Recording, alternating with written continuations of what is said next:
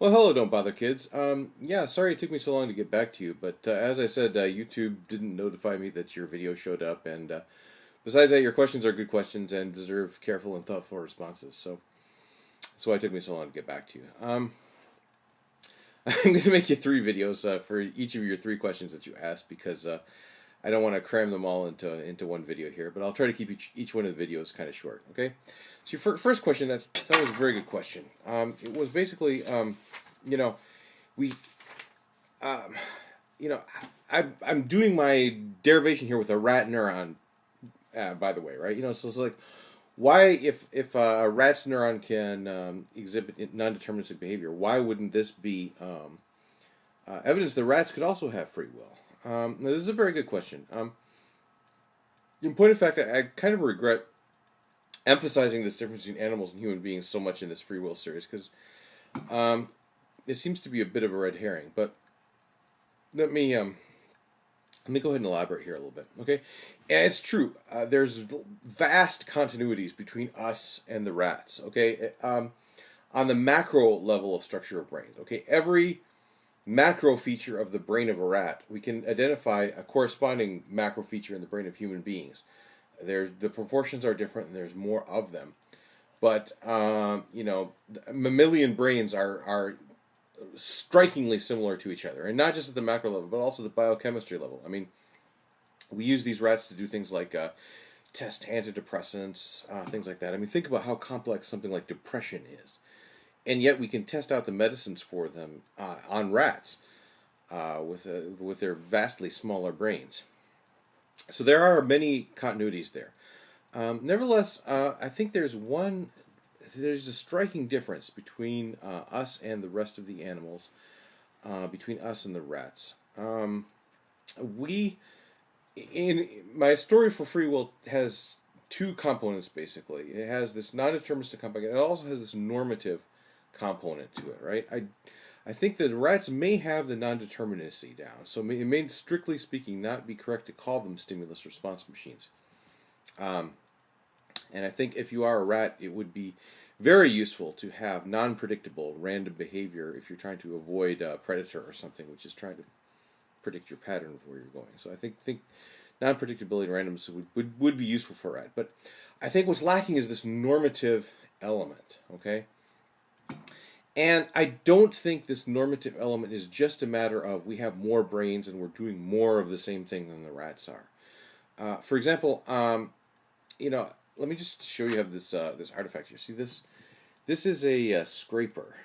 It was taken from a cave in Israel, and it was made by a Neanderthal.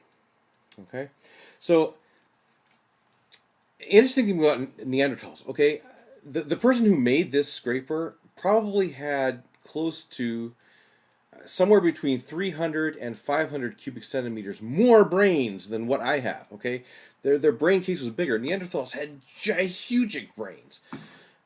So it's not just a matter of how big your brains are, or we're doing more of the same thing. Okay, if you notice this scraper, it's entirely utilitarian. I mean, the cool thing about it, Neanderthals were the first ones to make this round shape of scrapers.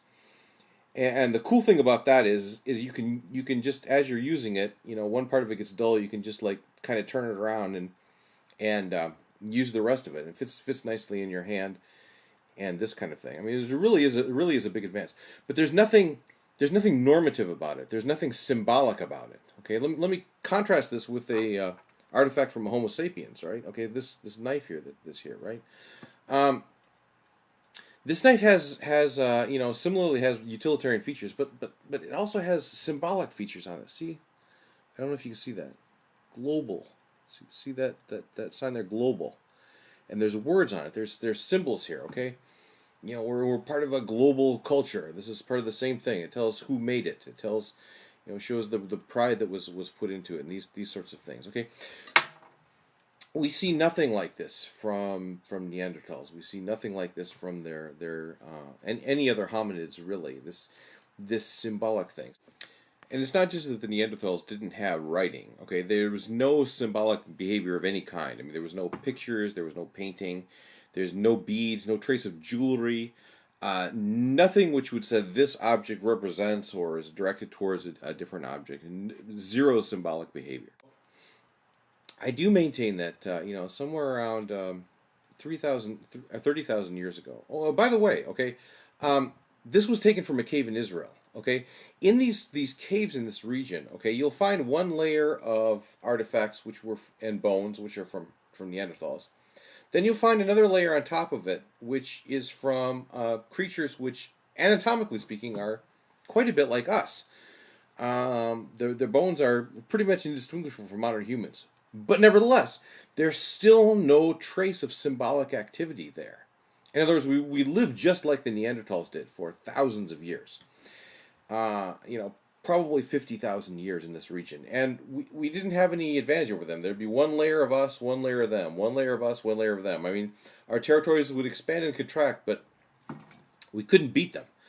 The way we beat them was, we developed something new. We developed this symbolic behavior, and that's what really gave us the final edge, and what allowed us to really inherit the Earth. So I do think that something different is happening with Homo sapiens that's not really happening with any other species. And what it is it's this normative behavior. So in my story of free will, I think the acts that we do freely are these normative, satisfying our normative values and things like this. I think free will, freedom of action is definitely tied up with normativity in this very special way. I hope this answers your question. Like I said, I want to keep these videos short, so I'll just move on to the next topic. If you have any more questions about this, just let me know.